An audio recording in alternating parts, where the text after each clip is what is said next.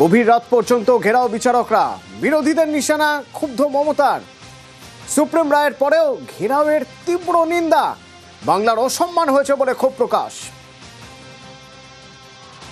Court তো বলেছে দেখবে, যখন দেখবে বলেছে জাজেদের আটকে রেখে কি ফল? এবার যারা করেছে এই আন্দোলন তারা ছেলেগুলোকে বাঁচাবেন তো? বাংলার সম্মান নিয়ে যারা খেলা করেছেন, আপনাদের জন্য একটা জায়গার জন্য সারা বাংলার বদনাম করেছেন আপনারা। আমাকে ভোট দেন বা না দেন আমার যায় আসে না, কিন্তু আমি শান্তির পক্ষে, আমি দাঙ্গার পক্ষে নই। আমি বিজেপির সাথে 1 থেকে 100 ভাগ লড়াই করি, আমি 2 নম্বরই করি না। আর যে মানুষটা এত লড়াই করছে তাকে আপনারা অসম্মান করছেন কংগ্রেসের কথায়, তাকে আপনারা অসম্মান করছেন কিছু চক্রান্ত বিজেপি টাকা দিচ্ছে তাদের কথায়। আমার দুঃখ হয়, আমার ভাবতে কষ্ট হয়। আমি এটা আমার হিন্দু ভাই বোনেদের কাছেও আশা করি না, আমি মুসলিম ভাই বোনেদের কাছেও আশা করি না। উস্কানি দিয়ে দাঙ্গার চক্রান্তের অভিযোগ, বিজেপি এজেন্সির চক্রান্তে পা না দেওয়ার আবেদন মমতার। ইচ্ছা করে একটা ইটের টুকরো মারবে, মেরে আপনাকে উত্তেজিত করবে, আপনি পাল্টা ইট মারতে গেলে হিন্দু মুসলমান করে দেবে। তাই বলছি খুব সাবধান। তারপরে পাঠাবে সিবিআই, ইডি সিবিআই ভাই ভাই, বিজেপির দোসর তাই। মনে রাখবেন এমন কিছু নেই যে অসভ্যতামি ওরা করছে না। প্রশাসনের খোল নলছে বদলেছে কমিশন, বিচারক ঘেরাওয়ে তথ্যই দেননি মুখ্য সচিব। মালদার সভায় কমিশনকে নিশানা মমতার। আজকে মালদার ওই ঘটনার জন্য সারা বাংলাকে বদনাম করেছে, অথচ আমার হাতে ল অ্যান্ড অর্ডার নেই। চিফ সেক্রেটারি চেঞ্জ করে দিয়েছে, আমার সাথে কথা বলে না, আমাকে একটা ইনফরমেশনও দেয়নি কালকে যে সব হয়েছে। না চিফ সেক্রেটারি, না হোম সেক্রেটারি, না ডিজি, সব বদলে দিয়েছে। উকুন বাছার মতো করে বিহারে কার ছেলে মেয়েরা থাকে তাদের করেছে ডিএম, তাকে করেছে অবজারভার, কাউকে দেখে দেখে এসপি করেছে, আর বাংলায় যারা কাজ করতো সবাইকে তামিলনাড়ু পাঠিয়ে দিয়েছে। ভোট কেটে বিজেপিকে সুবিধা, নাম না করে এমআইএম কে নিশানা মমতার। আজকে আপনাদের জন্য বাংলায় বদনাম হবে। বিজেপির দালাল কিছু দল বিজেপির টাকায় চলে, কেউ বা হায়দ্রাবাদ থেকে উড়ে আসে, বিহারে ভোট কাটারির দল, বিজেপি জেতানোর দল সংখ্যালঘুদের কানে এসে মন্ত্র দেয় যে আমরা তোমাকে সাপোর্ট দেবো, আমি সংখ্যালঘুদের জন্য লড়ছি। সংখ্যালঘুদের জন্য লড়লে যখন পরিযায়ী শ্রমিকরা বাইরে মার খায় তখন ঠোঁটে কি লুকোপ্লাস্টার লাগিয়ে বসে থাকো?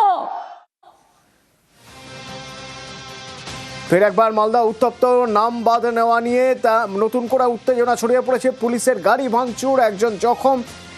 কোথায় কোথায় উত্তেজনা ছড়িয়ে পড়েছে, এখনই বা কি পরিস্থিতি জানবো। সেবক রয়েছে আমার সঙ্গে। সেবক, দেখো অতনু, এখন সর্বশেষ যা পরিস্থিতি তাতে যে সমস্ত এলাকায় সকাল থেকে অবরোধ বিক্ষোভ শুরু হয়েছিল অধিকাংশ জায়গাতেই পরিস্থিতি নিয়ন্ত্রণে।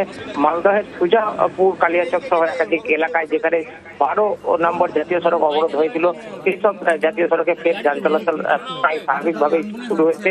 এর পাশাপাশি মালদহের মানিকচকে যেখানে অবরোধ হচ্ছিল বা নারায়ণপুরে অবরোধ হচ্ছিল, এই এলাকায় মালদা মানিকচক রাজ্য সড়ক বা জাতীয় সড়ক সেখানে যান চলাচল প্রায় স্বাভাবিক অবস্থায় আছে। পুলিশ এবং কেন্দ্রীয় বাহিনী কিন্তু পুরো সড়ক পথেই নজরদারি চালাচ্ছে।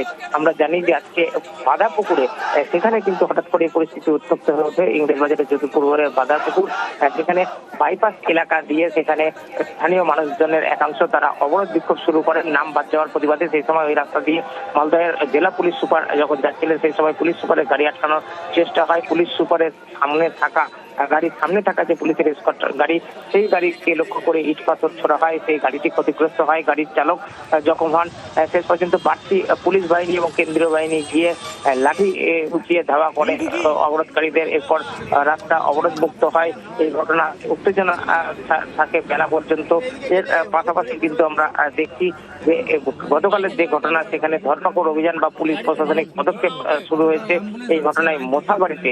সেখানে কিন্তু কালকে কালিয়াচক 2 নম্বর ব্লকে যেখানে জুডিশিয়াল অফিসারদেরকে রাত পর্যন্ত, মধ্যরাত পর্যন্ত আটকে রাখা হয়েছিল, যেখানে কেন্দ্রীয় বাহিনী তাদেরকে উদ্ধার করে। এরপরে রাতভর অভিযান চালানো হয়েছে। এই ঘটনায় আইএসএফ এর মোথাবাড়ির যিনি প্রার্থী, তাকে কিন্তু পুলিশ গ্রেফতার করেছে। কিছুক্ষণ আগেই এই প্রার্থীকে তাকে মালদা জেলা আদালতে তোলা হয়। যদিও এই প্রার্থী তিনি দাবি করছেন যে তিনি ঘটনার সময় ওই এলাকায় ছিলেন না, কিন্তু পুলিশই তদন্তে পুলিশ যেটা জানাচ্ছে যে তাদের বিরুদ্ধে এই আইএসএফ প্রার্থী মোথাবাড়ির শাহজাহান আলী কাদরি, তার বিরুদ্ধে অভিযোগ যে স্থানীয় মানুষজনকে বিক্ষোভ করে এবং তাকে গ্রেফতার করা হয়েছে। ধন্যবাদ।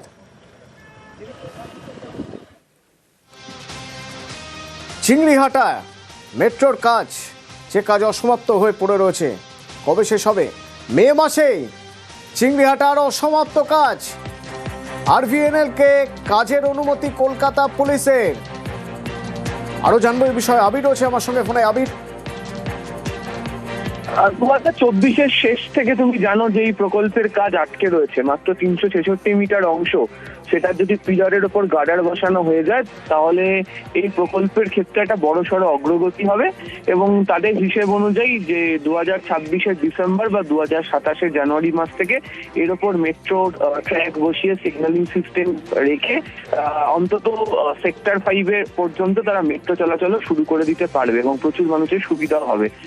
তুমি জানো যে এই প্রকল্প নিয়ে আইনি লড়াই আদালত পর্যন্ত চলে, সুপ্রিম কোর্টকে হস্তক্ষেপ করতে হয় এবং তারা বলে যেন রাজ্য যেন যথোপযুক্ত ব্যবস্থা নেয়। মানুষের সমস্যা চলছে, সেই সমস্যার সমাধানের জন্য কাজ করতে হবে। এবং এর আগেও কলকাতা হাইকোর্টের নির্দেশের পর একাধিকবার বৈঠকও হয়েছিল, যদিও কাজ শুরু করার অনুমতি পাওয়ার ক্ষেত্রে সমস্যা তৈরি হচ্ছিল। আরভিএনএল সূত্রের খবর সেই অনুমতি দেওয়া হয়েছে এবং মে মাসের 15 তারিখে প্রথম তারা কাজ করতে পারবেন এবং তারপর ধাপে ধাপে বাকি অংশেরও ট্রাফিক ব্লক নিয়ে তাদের যে কাজ সপ্তাহান্তের শেষে অর্থাৎ শনি রবিবার করে তারা কাজ করে 366 মিটার অংশের কাজ শেষ করে দিতে পারবেন। ফলে অরেঞ্জ লাইনের কাজের ক্ষেত্রে যে গতি আসবে এবং অবশ্যই এই প্রকল্পের কাজ শেষ হয়ে গেলে মানুষজনের আগামী দিনে যাতায়াত করার ক্ষেত্রে সুবিধা হবে। ধন্যবাদ।